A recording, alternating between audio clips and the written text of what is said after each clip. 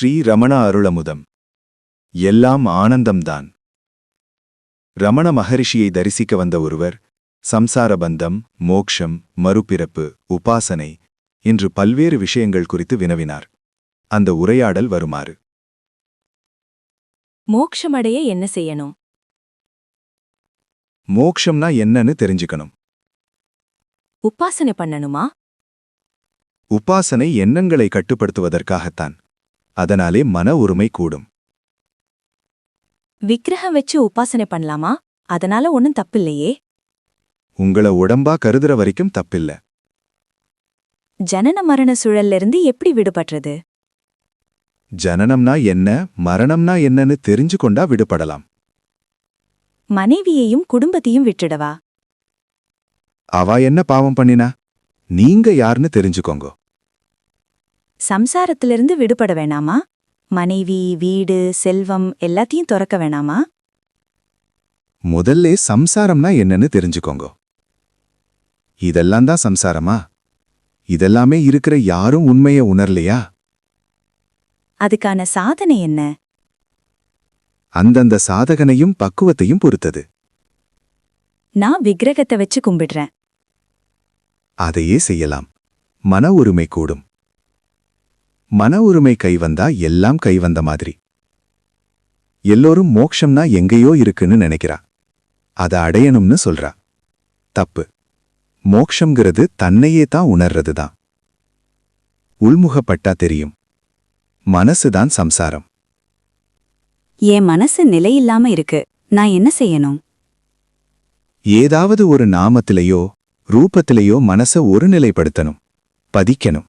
அதை அப்படியே பிடிச்சு கொண்டா போதும். எல்லாம் சரியாயிடும்.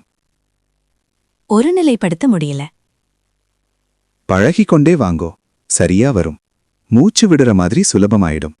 அதுதான் உங்களோட முயற்சிக்கு கிடைக்கிற வெற்றி கிரீடம்.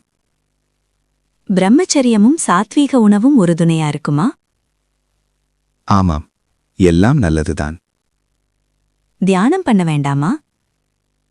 மன உரிமை ஏற்படுறதுக்கு தான் தியானம். இறைவனை பார்க்க முடியுமா? முடியும். அதையும் இதையும் பார்க்கறோம். இறைவனை பார்க்க முடியாதா என்ன? இறைவன்னா எதுன்னு தெரிஞ்சா போதும். எல்லோரும் இறைவனைத்தான் பார்த்து கொண்டே இருக்கா. ஆனா அவளுக்கு அது புரியறதில்ல. கடவுள்னா என்னன்னு தெரிஞ்சுக்கோங்க. எல்லோரும் பார்த்தும் பார்க்கலே. ஏன்னா கடவுளை தெரிஞ்சுக்கலே. விக்கிரக உபாசனை பண்ணும்போது நாம ஜபம் பண்ணலாமா? மானசிக ஜபம் ரொம்ப உசந்தது. தியானம் கூடும். மனம் ஜபத்திலே கரைஞ்சிடும். அப்போதான் உபாசனையோட உண்மையான பொருள் புரியும். அதாவது உபாசிக்கப்படும் வஸ்துவிலே உபாசகன் கரைஞ்சிடுவான். பரமாத்மா நம்மளிருந்து வேறா? பொதுவா எல்லோரும் அப்படிதான் நினைக்கிறா. பரமாத்மாவை நம்மளிருந்து வேறா நினைக்கக்கூடாது. அப்போதான் ஐக்கியம் ஏற்படும். அத்வைத்தம்ங்கிறது கடவுளோட ஒன்னா ஆகிறது தானே? எங்கே ஆகிறது? ஆகணும்னு நினைக்கிறவன்தான் ஆரம்பத்தில இருந்தே உண்மை. இது கடைசியிலே புரியும்.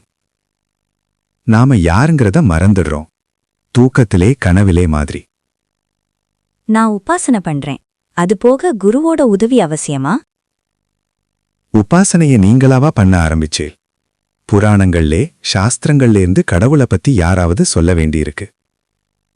கடவுளே சொன்னா கடவுள்தான் குரு. இல்லைனா சொன்னவன்தான் குரு. குரு யாரா இருந்தா என்ன? நாமளும் குருவும் கடவுளும் எல்லாம் ஒண்ணுதான். கடவுளும் குருவும் வேற வேற இல்ல.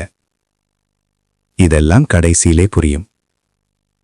மனுஷ குருவுக்கும் கடவுளே குருவாயிருக்கிறதுக்கும் ஒன்னும் வித்தியாசம் இல்ல.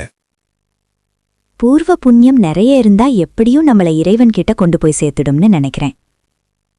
உங்களோட பிராரப்தம் அப்படியாயிருந்தா அப்படிதான். ஞானகுரு வழிகாட்ட மாட்டாரா? காட்டுமார். இப்போ உங்களுக்கு கிடைச்சிருக்கிற வெளிச்சத்தை பிடிச்சு கொண்டே போனா குரு கிட்ட கொண்டு போய் சேர்க்கும். ஏன்னா குரு உங்களை எதிர்பார்த்துக்கிட்டே இருக்கார். ஞான மார்க்கத்துக்கும் சம்பூர்ண சரணாகதிக்கும் வேறுபாடு இருக்கா? இரண்டும் ஒன்னுதான். சம்பூர்ண சரணாகதி ஞான விசாரம், எதிலே கொண்டு போய் சேர்க்குமோ அங்கேயேதான் சேர்க்கும். சம்பூர்ண சரணாகதினா நான்கிற நினைப்பு இனி இல்ல. அப்புறம் சம்ஸ்காரங்கள் எல்லாம் ஒன்னா தொலைஞ்சிடும்.